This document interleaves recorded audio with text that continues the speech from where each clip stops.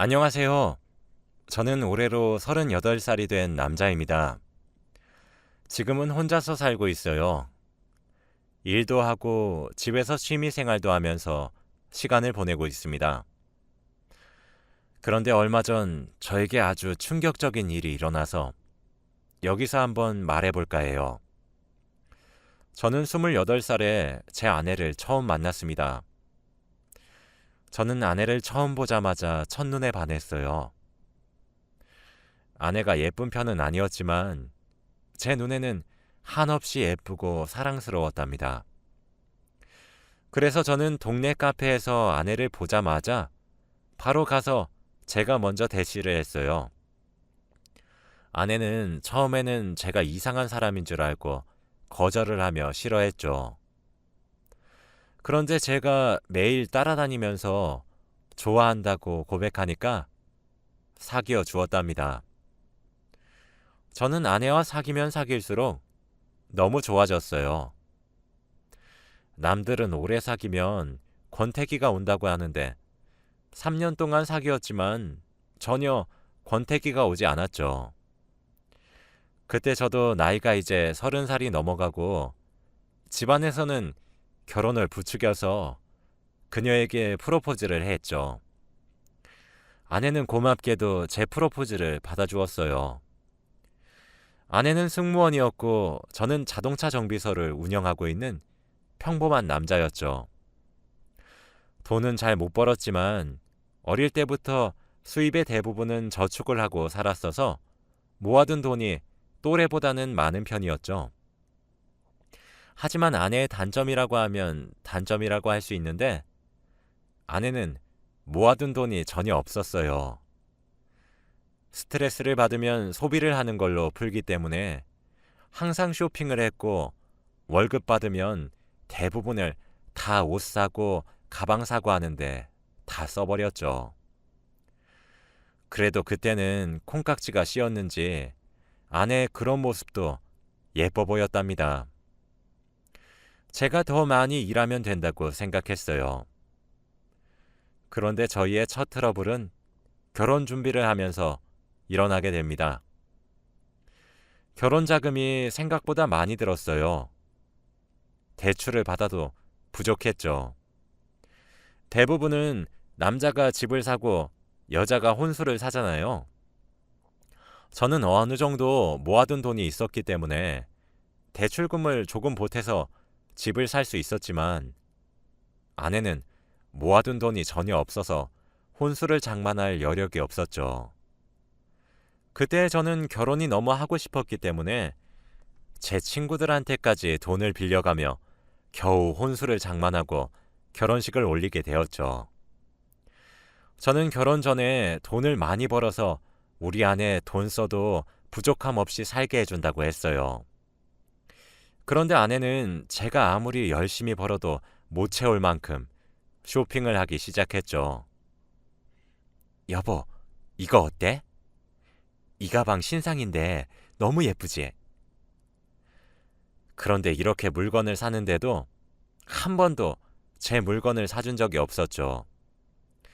그래도 승무원은 저보다 돈을 더 잘 벌었기 때문에 그래도 이해를 했습니다. 아내는 비행을 하는 동안에는 쇼핑을 하지 않았죠. 아내는 일주일 중에 많게는 4일은 비행을 한다고 집에 잘 오지 않았어요. 그래서 제가 혼자 있는 시간이 많았죠. 처음에는 너무 외로웠고 이게 신혼부부의 생활이 맞나 싶었지만 사람은 적응의 동물이라고 이것 또한 적응을 하더라고요. 그런데 어느 날 우편을 확인하니 제가 모르는 카드사에서 우편물이 왔더라고요. 저는 다른 집 우편물이 저희 집에 잘못 들어왔나 싶어 확인해 보니 저희 집 것이 맞았죠. 이름은 제 이름으로 되어 있었습니다. 저는 카드 가입을 한 기억이 없었는데 말이죠. 그런데 카드 값이 자그마치 300만 원이 찍혀 있었습니다. 저는 한 번도 그렇게 큰 돈을 한 달 동안 쓴 기억이 없었거든요. 저는 아내가 의심스러웠죠.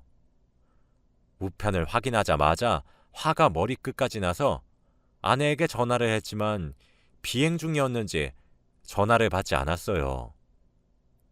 그런데 카드 사용 내역을 보니 백화점, 쇼핑몰 등등 전부 다 아내가 쇼핑을 해서 물건을 가지고 왔던 곳이었어요. 저는 이 돈을 어떻게 다 갚아 나가야 할지 막막했죠. 그때 아내가 전화가 왔고 왜 전화했어? 라고 하더라고요. 이 카드 뭐야? 카드 값이 300만 원이나 나왔어. 그래? 내가 이번 달에 쇼핑을 좀 거하게 했나 봐. 미안. 근데 여보, 갚아 나갈 수 있잖아. 저는 뻔뻔한 아내의 모습에 화가 났어요. 내가 네 카드값 갚아주는 사람이냐? 그리고 왜 명의를 내 걸로 신청해? 난 절대 안 갚을 거니까 네가 다 갚아? 라고 하며 전화를 끊었죠. 저는 정말로 카드값을 갚아줄 생각이 전혀 없었답니다. 이렇게 힘들게 돈을 벌어서 스스로 갚아나가야 나중에 이렇게 과소비하는 습관을 고칠 수 있을 거라고 생각했죠. 그런데 한 달 뒤에 모르는 전화번호로 전화가 오는 겁니다. 이민수 고객님 맞죠? 지난달 카드값을 아직 지불하지 않으셔서 연락드렸어요.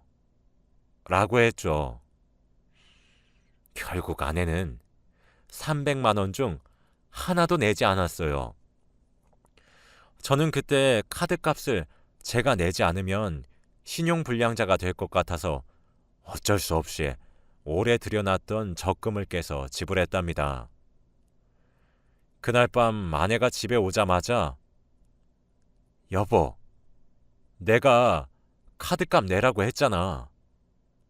왜 안 냈어? 라고 물었어요. 내가 300만 원이 당장 어디 있어? 그래서 어떻게 됐는데? 여보한테 연락 왔어?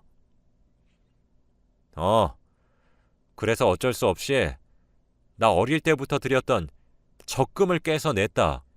봐, 결국에는 이렇게 방법이 다 있었으면서 호들갑은. 그럼 된 거지? 저는 저한테 고맙다는 말 한마디도 없는 아내가 너무 미웠습니다. 저는 돈을 벌기 위해 잠을 4시간만 자고 하루 종일 일을 했어요. 몸도 너무 힘들고 지쳤죠. 그런데 제가 그렇게 옆에서 힘들게 돈을 벌고 있는 모습을 보면서도 아내의 쇼핑 중독은 멈추지 않았답니다. 여보, 이거 둘 중에 뭐 살까? 돈이 어디서 나서 자꾸 산다고 하는 거야. 다 방법이 있으니까 그런 거 물어보지 말고. 또 내 명의로 카드 만들고 사려고? 왜 내 걸로 만드는 거야? 네 걸로 만들어. 나는 진작에 했지. 근데 이제 나 신용불량자 돼서 카드를 안 만들어주더라.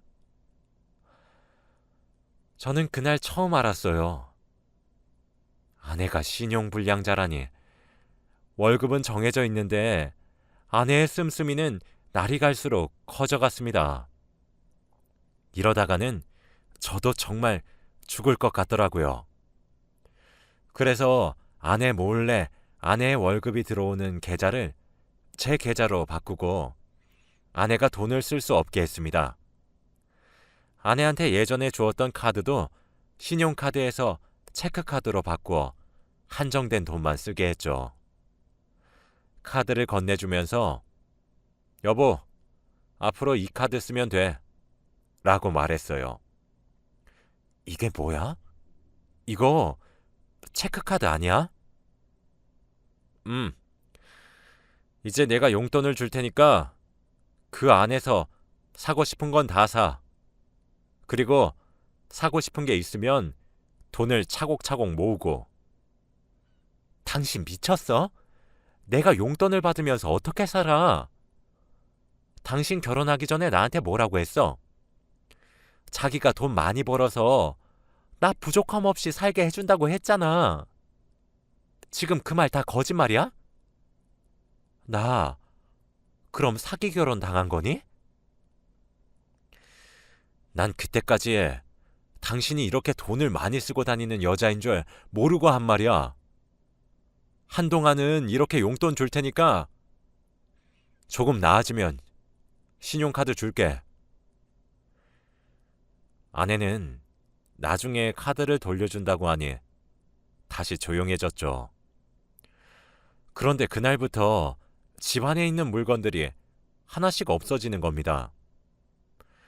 처음에는 그릇이나 커피포트처럼 작은 것들이 없어지더니 나중에는 TV와 제 옷장에 있던 옷들도 없어지더군요. 여보, 나 여기 있던 검정색 니트 못 봤어? 내가 어떻게 알아? 잘 찾아봐. 그러면 내 패딩은? 그건 진짜 아무리 찾아도 안 나와. 나도 몰라, 여보. 처음에는 옷을 제가 못 찾은 줄 알았죠. 그런데 정비소에서 일을 하던 도중 손님께서 제 패딩과 똑같은 패딩을 입고 있는 겁니다.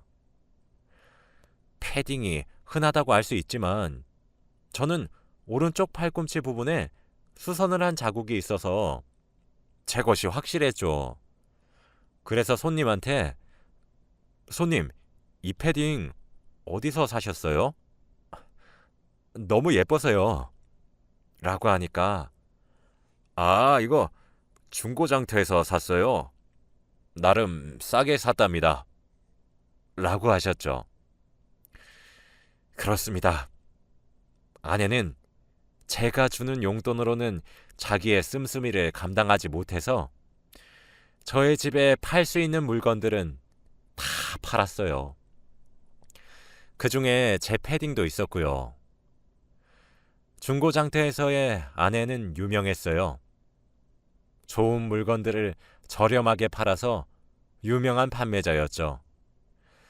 그런데 웃긴 건 자기 옷이나 가방들은 팔지 않았고 제 물건과 집안 물건만 팔았어요. 자기 물건은 아깝고 제 물건은 아깝지 않았나 봐요.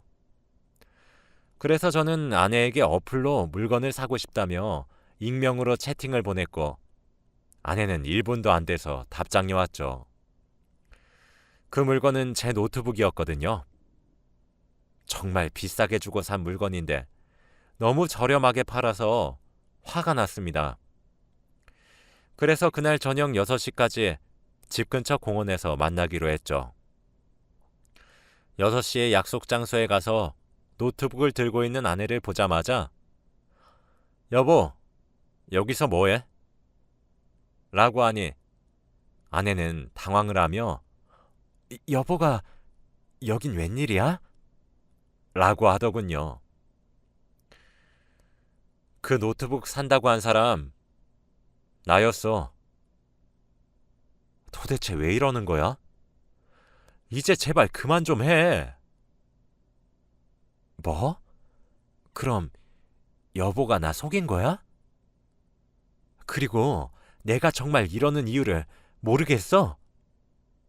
당신이 주는 용돈이 너무 부족하단 말이야. 그래서 내가 우리 집 물건 팔아서 돈 벌어서 당당하게 백 산다는데 당신이 뭔 상관이야? 뭔 상관? 당신 이 노트북 나한테 판다고 허락받고 팔았어? 아니잖아. 이건 엄연히 절도야. 저는 아내가 가지고 있던 노트북을 빼앗으려고 했고 아내는 뺏기지 않으려고 실랑이를 벌이다가 결국 노트북이 땅으로 떨어져 두 동강이 나고 말았습니다. 노트북 안에는 정말 중요한 자료들이 너무 많았는데 이제 복구도 못하게 되었죠. 저는 이 모든 일들이 아내 탓 같았습니다. 도대체 왜 이래? 제발 그만해. 이러다가 우리 집까지 팔겠어. 여보, 내 승무원 친구들은 전부 다 명품 백에, 명품 화장품에 전부 다 화려하게 하고 다녀. 남편이 다 좋은 직장에 다녀서 해준다더라. 그런데 나는 여보한테 쥐꼬리만한 용돈 받으면서 살아야 돼? 진짜 부끄러워 죽겠어. 이렇게 돈 못 버는 남자랑은 못 살겠어. 저는 아내가 자기 친구랑 비교하는 모습을 보고 조금 미안했어요. 제가 능력이 없는 탓을 했죠. 여보, 미안해. 내가 잘못했어. 내가 결혼 전에 부족함 없이 살게 해준다고 했는데 그 말을 못 지켰네. 미안해. 아내는 제 사과에 조금 진정이 되었는지 화해를 했고 같이 집으로 돌아갔죠. 그날 밤 아내가 씻고 있는 동안 저는 안방 침대에 누워 휴대폰을 보고 있었습니다. 그런데 아내의 휴대폰에서 알림 소리가 들려 우연히 보았죠. 느낌이 이상해서 확인해 본 내용은 충격적이었습니다. 2시에 다른 남자와의 데이트 약속이라니. 그것도 저보다 훨씬 나이가 많은 남자였어요. 그때 아내가 화장실에서 샤워를 마치고 나왔고 자신의 휴대폰을 보고 있는 저의 모습에 당황하며 얼른 휴대폰을 가져갔죠. 왜 남의 휴대폰을 함부로 봐? 너 밖에서 뭘 하고 다니는 거야? 왜? 내가 밖에서 누굴 만나고 다니든 무슨 상관인데? 너 승무원은? 너 2시면 일하고 있을 시간이잖아. 승무원? 퇴직금을 많이 주길래 진작에 관뒀지. 그리고 이 남자가 너보다 훨씬 부자야. 내가 갖고 싶은 것도 척척 사주고 용돈도 아낌없이 쓰라고 준다고. 저는 아내의 말을 들은 순간 그녀의 뺨을 내리쳤죠. 네가 드디어 미쳤구나.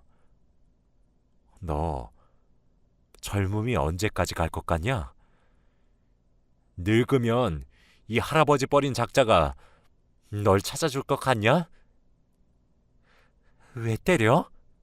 그리고 여보가 무슨 자격으로 내 뺨을 때려? 당신 이거 내가 고소할 거야. 당신은 그냥 용돈벌이로 만난 거야. 가끔씩 정말 돈이 급할 때 여보한테 돈 좀 빌리려고 여보가 모아둔 돈이 어느 정도 있으니까 내가 너랑 사귀어 준 거라고. 주제 파악이 안 돼? 나 이제 너랑 못 살아. 이혼해. 이혼? 그건 내가 하고 싶은 말이다. 당장 내 집에서 나가. 아내는 바로 대충 짐을 챙기고 집 밖으로 나갔죠. 저는 다음날 바로 이혼 전문 변호사를 찾아가서 제가 겪었던 모든 일들을 말했습니다. 저는 아내에게 청구할 수 있는 위자료는 최대한 많이 청구하기로 했어요. 결국 저는 이혼 소송을 진행했죠. 그런데 아내는 연락을 받지 않았습니다. 이혼 서류에 도장도 찍어야 하고 위자료도 받아야 하는데 자기도 자기 잘못을 아는지 연락을 도무지 받지 않았죠. 결국 경찰서에 실종 신고를 했어요. 아내가 집을 나가서 오지 않는다면서요. 경찰은 혹시나 아내를 찾으면 연락을 드리겠다고 했죠. 그런데 한동안 연락이 오지 않았어요. 그렇게 한 달이 지나도록 아무런 연락이 없었습니다. 그런데 다음 날 경찰에게 연락이 왔습니다. 저기 이민수님 맞으시죠? 네, 맞아요. 아내 찾으셨나요? 네, 찾긴 찾았는데 경찰서로 지금 얼른 오셔야 할 것 같아요. 경찰은 떨리는 목소리로 말을 했고, 저는 얼른 경찰서로 갔답니다. 그런데 민수님, 죄송합니다. 아내분은 시신으로 발견됐어요. 네? 도대체 왜요? 경찰의 말을 들어보니 아내는 그 남자를 만나면서도 돈이 부족했는지 사채까지 썼다고 해요. 그런데 아내가 돈을 못 갚는 것은 물론이고 이자도 제대로 못 갚아서 결국 원금보다 이자가 더 크게 불어나게 되었고, 그 돈을 빌려준 사람들이 아내를 찾아가서 온갖 협박을 일삼았다고 합니다.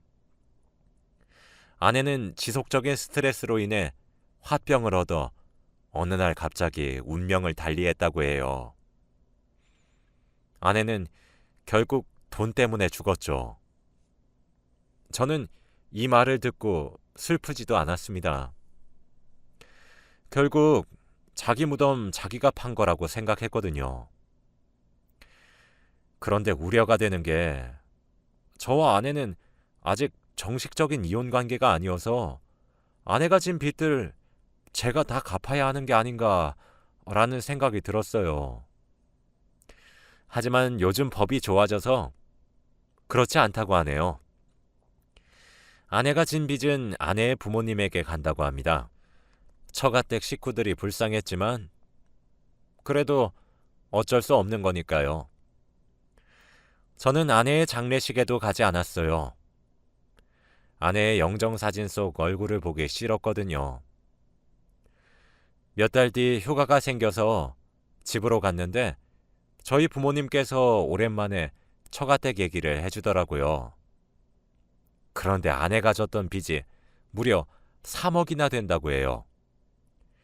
그 빚의 액수를 보고 장인어른은 심장마비로 쓰러지셔서 당장 수술을 해야 하는 상황이라 장모님 혼자 돈을 벌어야 하죠.